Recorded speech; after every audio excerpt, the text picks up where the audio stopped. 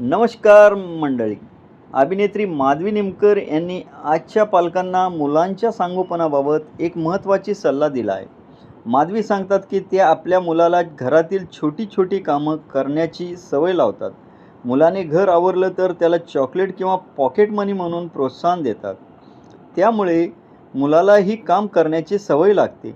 मुलांसोबत मोबाईल देण्यापेक्षा त्यांच्याशी बोलणं, त्यांना छोटी कामं शिकवणं आणि त्यांच्या बुद्धीचा योग्य वापर करून घेणं गरजेचं आहे, असं त्या म्हणाल्या.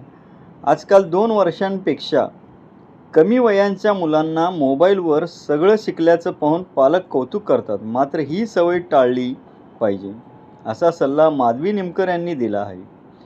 मुलांना मोबाईलपेक्षा चांगल्या सवयी आणि जबाबदारी शिकवणे अधिक महत्त्वाचे असते.